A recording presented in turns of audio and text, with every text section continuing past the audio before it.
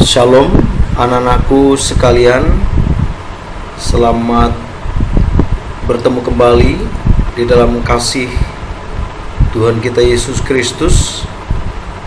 Kita patut bersyukur karena Tuhan baik telah mempertemukan kita pada pertemuan yang ketiga pada hari ini.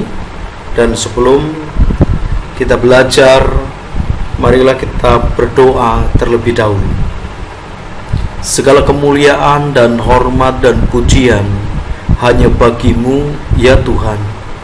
Kami mengucap syukur kepadamu pada saat hari ini Engkau mengizinkan kami kembali bertemu dalam pertemuan pelajaran yang ketiga ini ya Tuhan. Dan kiranya Engkau memberikan kami hikmat-Mu, pengertian yang daripadamu, sehingga kami dapat memahami pelajaran ini dan kami boleh menjadi pelaku daripada firman-Mu. Buatlah kami mengerti dan kami percaya Tuhan rancangan-Mu indah dalam kehidupan kami. Kami bersyukur kepadamu demi nama Tuhan Yesus Kristus. Kami berdoa dan bersyukur. Haleluya. Amin. Amin. Baik anak-anakku sekalian, dalam pertemuan yang ketiga pada hari ini kita membahas tentang menjadi manusia yang bertanggung jawab. Bagaimana kita menjadi manusia yang bertanggung jawab di dalam masyarakat? Tentunya sebagai anak-anak Tuhan kita harus belajar. Tanpa belajar kita tidak akan tahu bagaimana kita berjiwa bertanggung jawab, karena tanpa disadari bahwa seringkali kita menjadi orang yang acuh tak acuh. Dan apabila kita menjadi orang acuh tak acuh, maka tentunya kita adalah salah satu ciri orang yang tidak bertanggung jawab. Oleh karena itu kita memasuki pelajaran kita di bab ketiga, pelajaran agama Kristen SMA Setiabudi kelas 10 adalah menjadi manusia yang bertanggung jawab di dalam masyarakat. Anak-anakku sekalian yang dikasihi oleh Tuhan Yesus Kristus, kita melihat di dalam pembelajaran kita KD-nya adalah 1.2, yaitu mensyukuri karunia Allah bagi dirinya yang terus bertumbuh sebagai pribadi dewasa. Lalu tujuan pembelajarannya adalah peserta didik harus mensyukuri karena Allah bagi dirinya yang terus bertumbuh sebagai pribadi yang dewasa. Jadi kita harus bersyukur kepada Tuhan karena Allah yang membentuk diri kita, yang membuat diri kita sehingga kita bisa menjadi dewasa. Lalu dewasa yang dimaksudkan di dalam firman Tuhan, kita melihat anak-anakku sekalian yang dikasihi oleh Tuhan Yesus Kristus, yang tertulis di dalam kitab Kejadian pasal yang ketiga ayat 1 sampai ayat yang ke-13. Di dalam kitab Kejadian pasal 3 ayat 1 sampai ayat yang ke-13 ini menunjuk kepada pribadi yang tidak bertanggung jawab.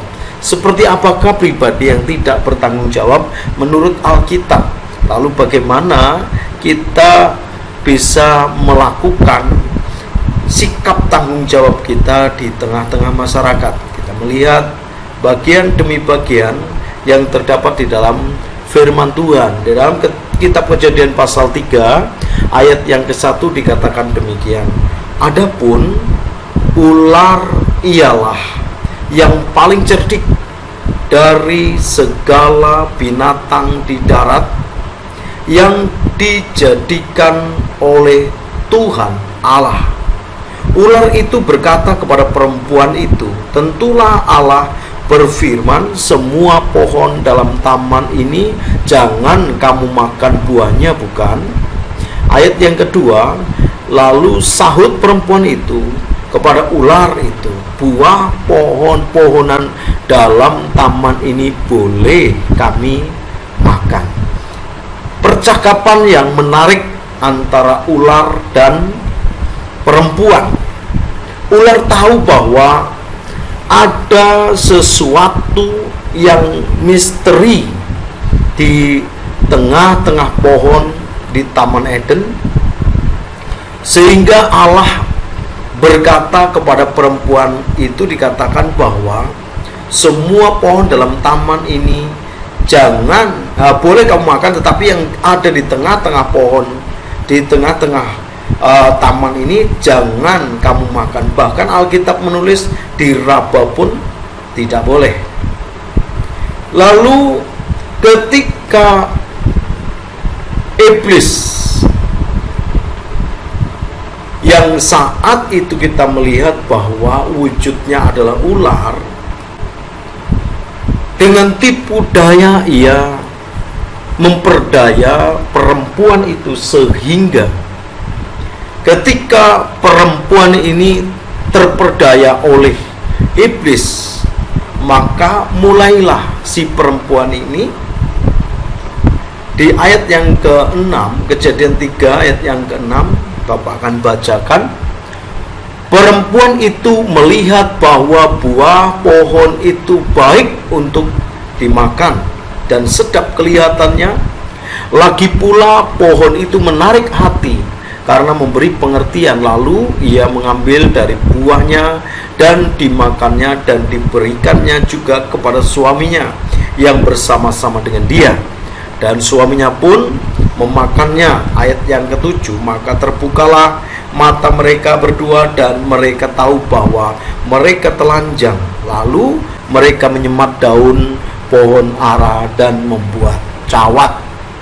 Anak-anakku sekalian, akibat daripada melanggar firman Tuhan, ia tidak bertanggung jawab dengan apa yang Tuhan percayakan kepada manusia saat itu.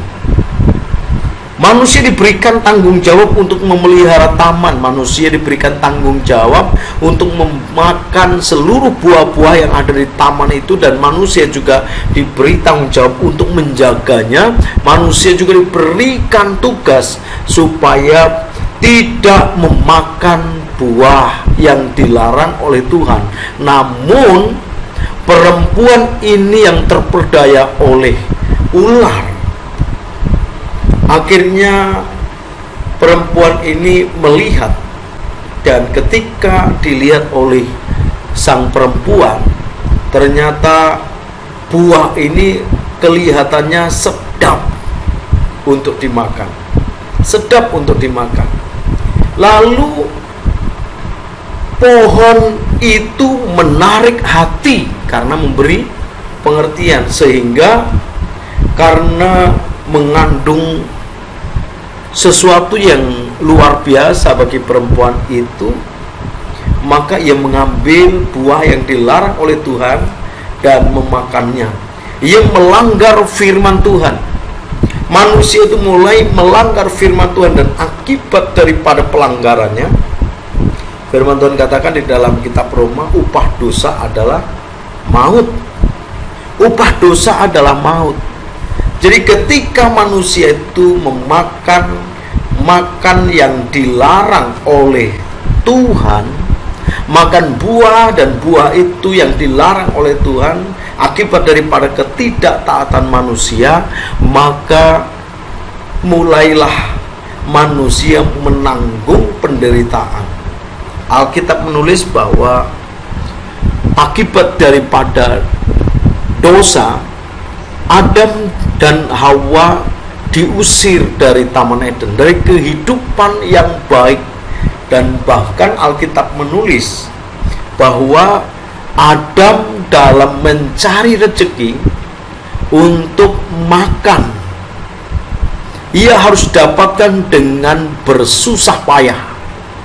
Lalu untuk perempuan, Alkitab mengatakan, susah payahmu akan kubuat sangat banyak.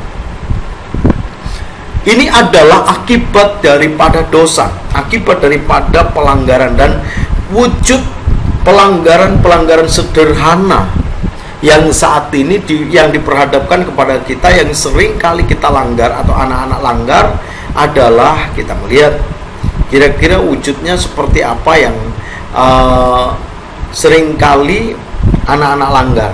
Nah, anak-anak melihat di sini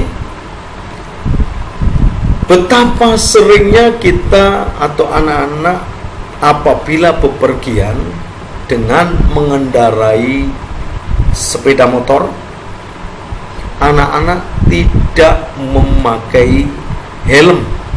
Bahkan banyak dari antara kalian yang spion motornya dicabut, ya, seperti ini. Jadi ini adalah bentuk pelanggaran, bentuk manusia yang tidak bertanggung jawab. Tetapi ketika kita belajar bertanggung jawab, coba perhatikan, sekalipun ini motor ini modelnya sudah tua, namun di sini ada kaca spion. Yang memakainya pun baik orang tua maupun anak-anak ya memakai helm. Coba belajar dari sini ya, dari kehidupan berkendaraan. Ketika engkau mengendarai motor, apakah kalian semua sudah belajar untuk bertanggung jawab dengan memakai helm dan perlengkapan motor harus lengkap? Kalau itu yang kita lakukan, maka kita tidak akan takut adanya Polantas, karena kita akan menjadi berkat bagi mereka semua. Dan tentunya di dalamnya tidak ada pelanggaran. Tetapi apabila kita melanggar, nggak pakai helm, kaca spion dicopot, maka yang terjadi adalah otomatis kita akan tertangkap, atau anak-anak akan tertangkap polisi, Polantas, dan akhirnya kena tilang atau denda. Oleh karena itu adalah bentuk sebuah hukuman, sanksi bagi orang yang tidak taat. Tapi kalau kita belajar taat, maka yang terjadi adalah sebuah keindahan dalam hidup ini.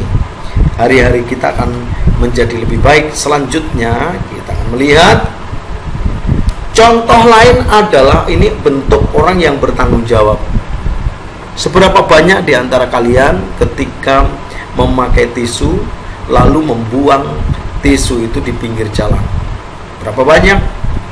Belajarlah membuang sampah pada tempatnya. Nah, penting bagi kita anak-anak ya, membuang sampah pada tempatnya. Jadi jangan sampai hal yang sederhana, kelihatannya sederhana, tetapi kalian tidak perhatikan. Kalau kita tidak perhatikan dalam hal yang sederhana, ini berarti dalam hal perkara kecil kita sudah tidak bertanggung jawab. Kalau perkara kecil saja kita tidak bertanggung jawab, bagaimana dengan perkara-perkara besar? Oleh karena itu, belajarlah untuk bertanggung jawab dalam hal membuang sampah dan seterusnya. Kita melihat lagi apa yang terjadi di era sekarang ini. Kita melihat bahwa kita memasuki zaman pandemi. Pandemi adalah wabah yang menyeluruh. Yang kita kenal saat ini adalah corona. Lalu bagi bangsa dan negara kita, corona adalah wabah yang sangat berbahaya karena penularannya sangat sulit untuk dideteksi, apalagi dilihat dengan kacamata jasmani kita, maka virus itu tidak akan nampak. Sulit bagi kita untuk membedakan. Lalu aturan-aturan yang dibuat oleh pemerintah adalah supaya kita memakai masker. Dalam hal ini, apakah anak-anakku sekalian sudah belajar taat dengan memakai masker dalam kehidupan kalian sehari-hari? Baik di saat kalian keluar rumah,